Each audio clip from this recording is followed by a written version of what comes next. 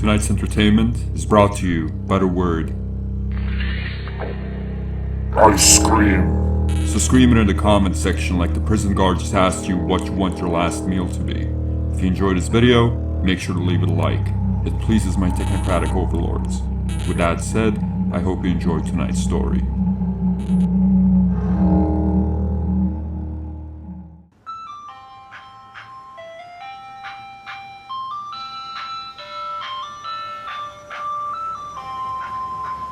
Everyone loved him, and he loved everyone back. Mr. Mobino was one of those rare few people who, despite everything, managed to put on a genuine smile every day. Even as a child, I could tell that there was something special about him, and something so inherently wholesome that it reached out into the universe and made the world a better place. Whenever he arrived at our village, all the children would scream in glee and chase after the truck. Even on the grayest of days, Mr. Mobino would bring us all to joy. I wasn't ever among the crowd of kids that would run after the truck, but I still spent most of my afternoons waiting to hear that cheery ice cream jingle. Ding, ding, ding, ding.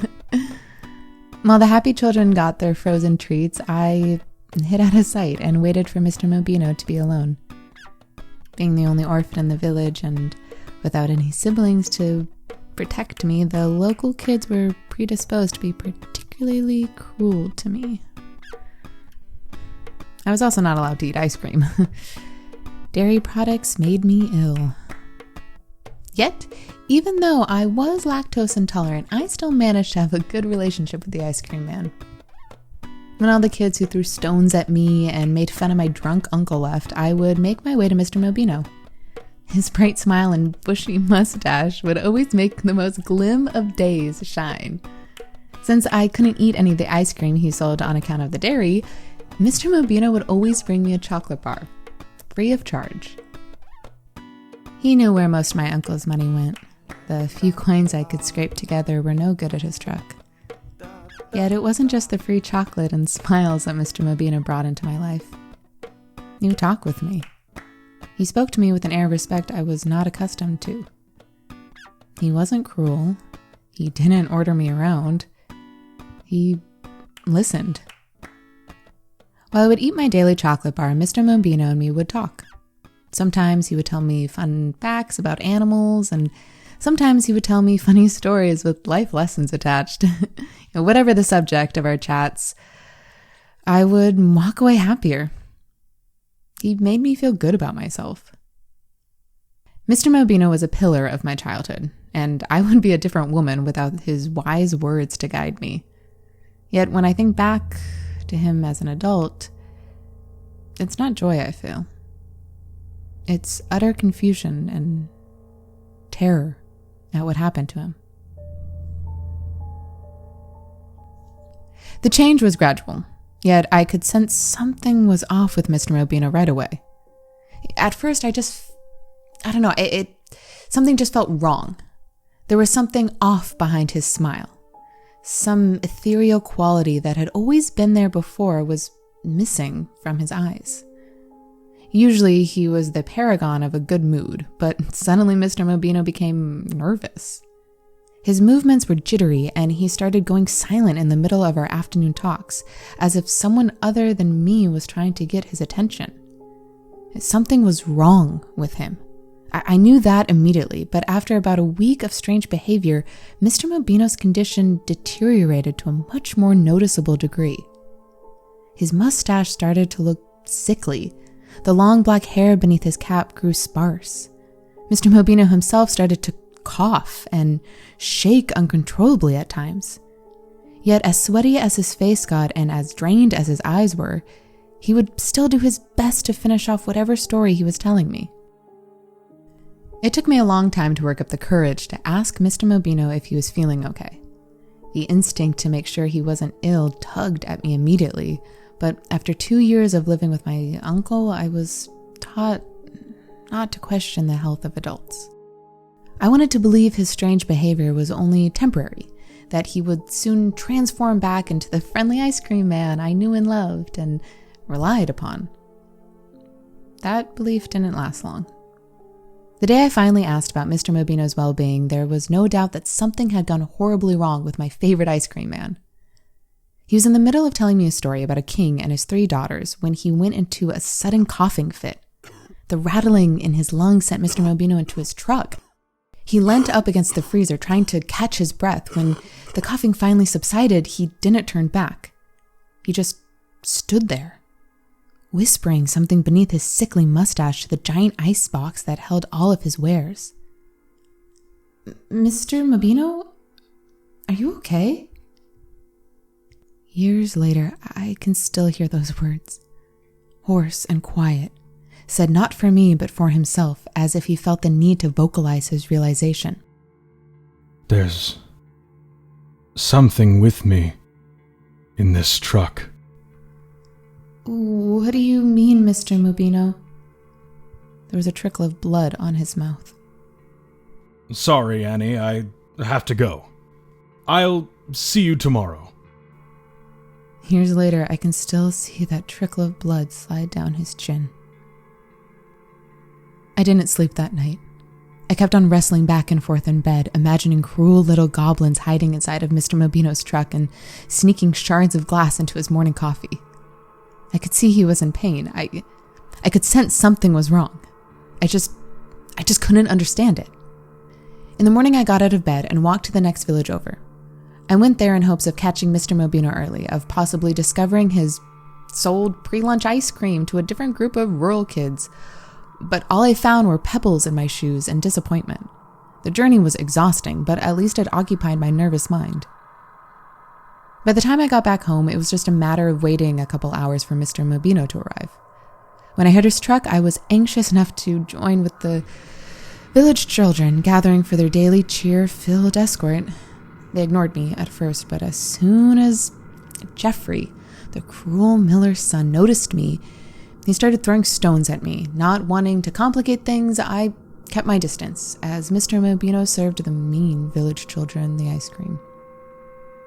He looked worse than the day before. Even from a distance, I could see that he was covered in sweat.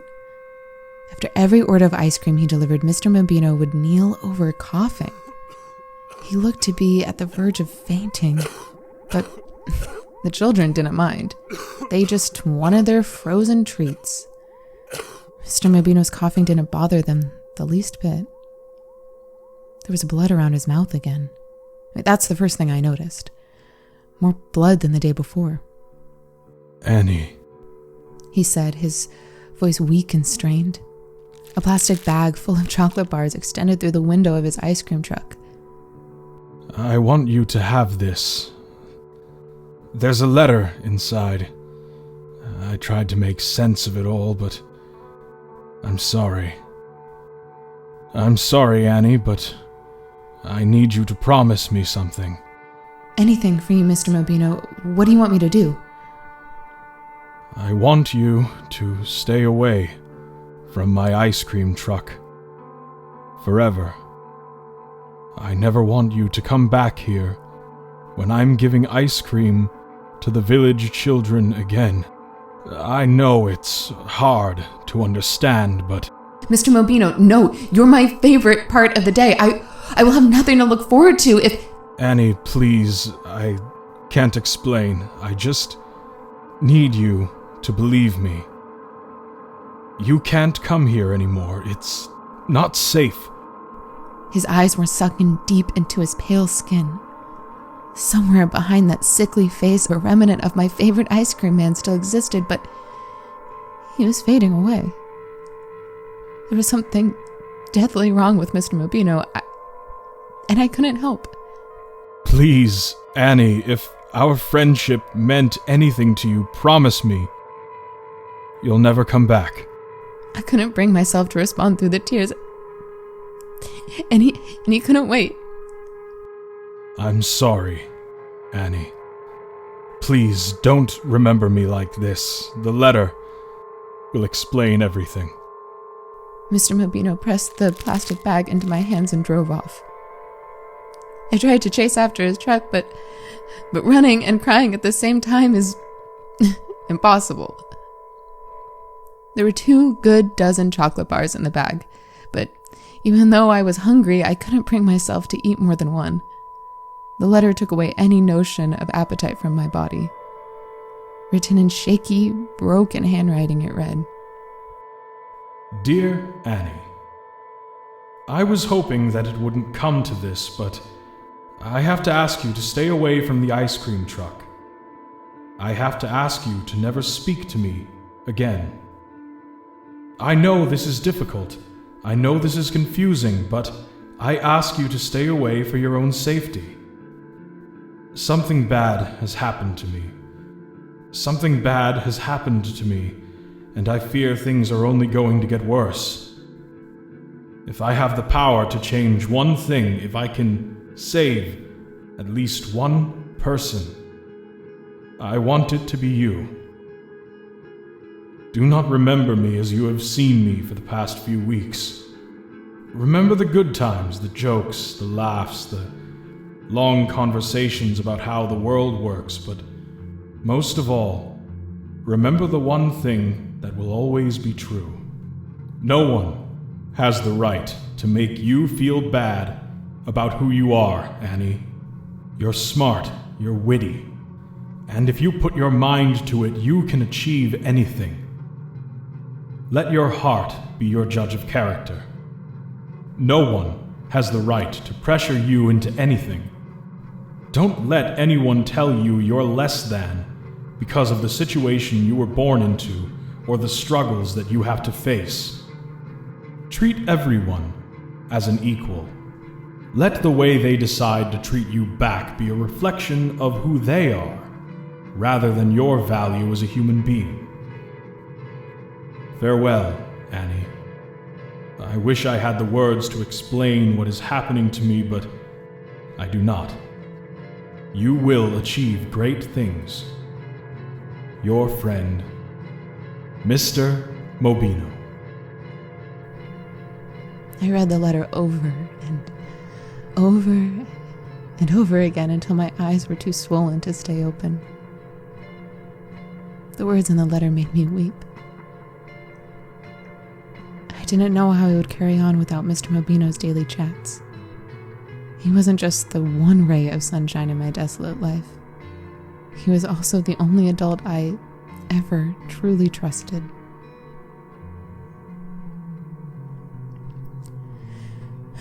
As confused as I was, I convinced myself Mr. Mobino only wanted the best for me. If Mr. Mobino wanted me to stay away from him, there must have been a good reason for it. With my heart filled with sorrow, I decided to follow his final wish and keep my distance. Every day I would still lurk behind the crowd of children that followed Mr. Mobino's ice cream truck.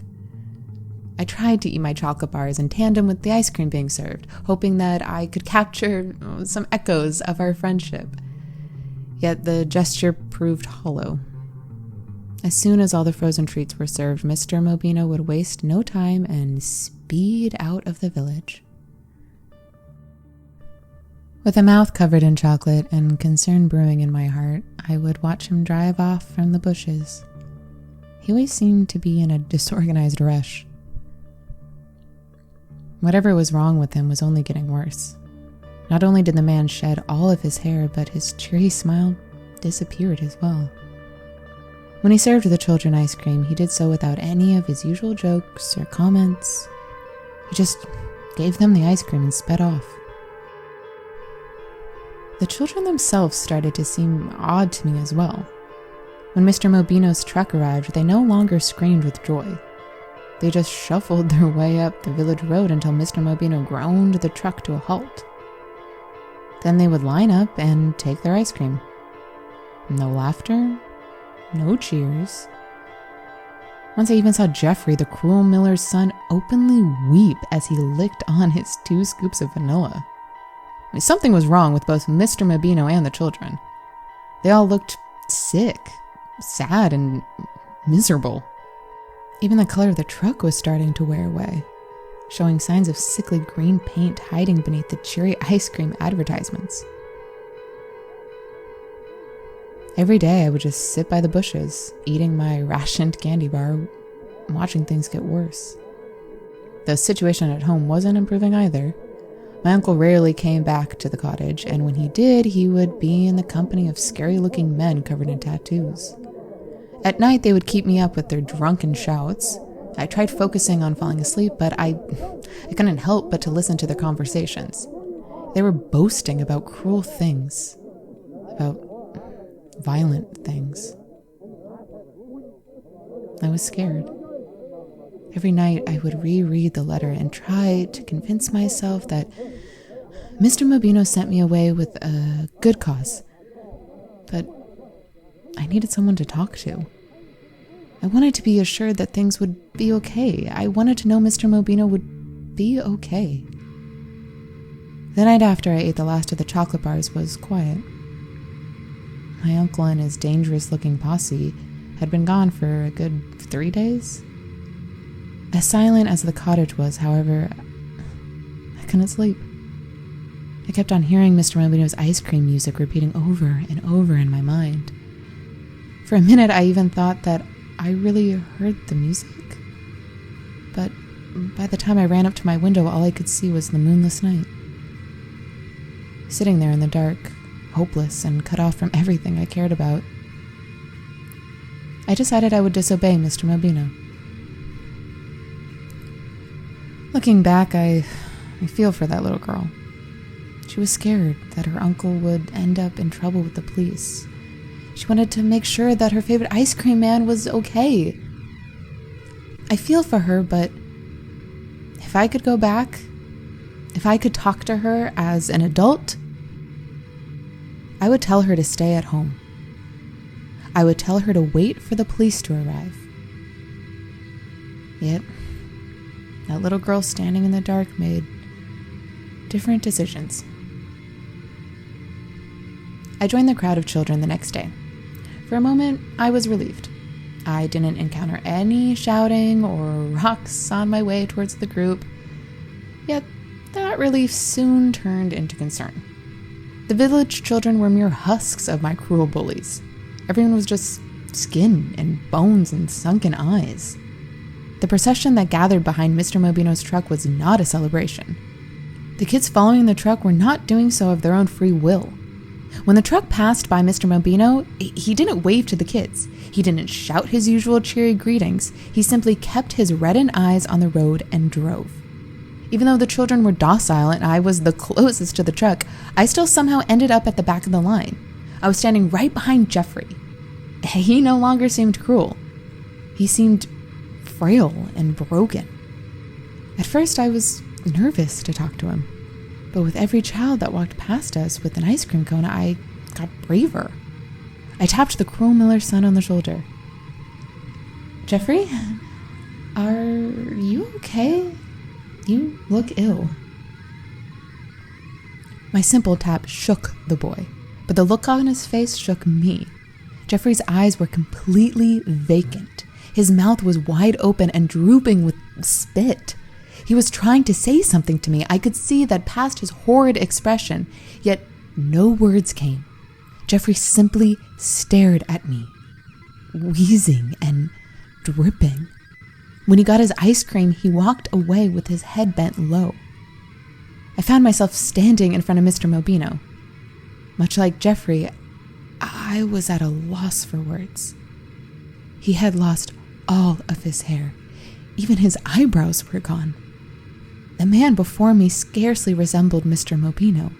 It was as if someone had taken my friend's skin and draped it over a foreign body. Without a second glance, the ice cream man turned around and produced a cone with 2 scoops of vanilla. "Mr. Mobino, you know I can't eat that." You can. His voice was dark and filled with venom. He wanted me to take the ice cream and leave. This wasn't the same Mr. Mobino who would spend hours telling me funny jokes. I can't. I'm not allowed to eat ice cream. Don't you remember? He said without retracting the dairy product. Annie, the orphan girl. Yes. Take the ice cream cone. His tone didn't leave any room for debate. I took the cone, but I refused to make myself sick. Mr. Mobino, you know I can't eat this. You know I'm lactose intolerant. Please stop being like that. We're friends, don't you remember? Eat the ice cream, he said. Eat the ice cream, and we can be friends again. Just like in the old days. You can tell me about your uncle, and I'll tell you a funny story about a cat and a dog brewing a stew. I knew exactly what milk did to me, but I considered the idea for a moment. I needed someone to tell me things would be okay. I needed a friend. The ice cream cone shifted in my hands. Something was moving inside of it, as if pulsing to the gentlest of heartbeats. A scoop of vanilla trembled in the cone. Eat the ice cream, he said, his voice foreign and dark. Eat the ice cream, little orphan girl. Don't you want to hear the story about the cat and the dog? No one has the right to pressure you into anything. No, I said. My friend wouldn't make me get myself sick. I pushed the ice cream cone back into Mr. Mobino's hand. For a moment, he simply stood there, taking me apart with his bloodshot eyes. But then he spoke. It wasn't a question, little orphan girl, he said as he started to pull himself out of the truck. Eat the ice cream. An undertone of darkness echoed through my mind. In that moment, I knew that I should have listened to Mr. Mobino's letter. He had changed. The man crawling out of the ice cream truck wasn't my friend. Eat the ice cream! With a horrid shout, the ice cream man leaped out of the truck. He still had the pulsing cone of vanilla in his hand, but his other limbs moved like those of a hungry animal. Without a second thought, I ran. Mr. Mobino chased after me on all fours, balancing the ice cream cone as if it was being held in an appendage completely separate from his body. He screamed at me to eat his ice cream. He screamed that he would tell me funny stories and listen to my problems, but I just kept on running. I ran until I saw a police car parked outside of my uncle's cottage. I ran up to the officers, yelling about the demented ice cream man that was chasing me, pleading for their help. Yet, when I turned around, there was no one there. The officers and the nice woman that was with them, they were confused about my yelling, and it did take me a fair amount of time to calm down. Yet, eventually the conversation shifted towards something more understandable. My uncle. A court sent the woman after someone made a complaint about my uncle not taking proper care of me. She asked me questions in a nice and calm voice. I answered them as accurately as I could. When our discussion was finished, her and the police officers took me to a place where I got some warm food and met other kids like me. I never saw my uncle again, but while I was at the orphanage, the police came in a couple of times and asked me more questions about him. Apparently, the few bits of information I still remembered from my uncle's midnight shouting matches with his tattooed friends were very useful to the police. I never saw Mr. Mobino either. The image of him screaming and chasing after me with the throbbing ice cream high in the air will forever be my most lasting memory of the man. But I hold some refuge in the fact that he never wanted me to see him like that. He never wanted me to see him that way. He told me to stay away. Mr. Mobino wished me well. He didn't want to put me into danger. As difficult as the memory of his frenzied eyes and manic screams has been, however, Mr. Mobino did leave me with something other than fear. He left me with the letter. Before I rode off with the police officers and the nice woman, I went back into my uncle's cottage and gathered up my things. There wasn't a lot to take, but the letter was the first thing I grabbed. I've kept that letter close over the years. And whenever I feel low or like the world is a cruel place filled with selfish people, I read that shaky handwriting. I know that the advice Mr. Mobino gave me is worth its weight in gold. I know that everything in that letter is true. Yet it always helps to remind myself that. Mr. Mobino's letter has always been a ray of light in dark times. Yet all the hope that it gives me is always followed by a single, nagging question. What happened to Mr. Mobino to turn him so cruel?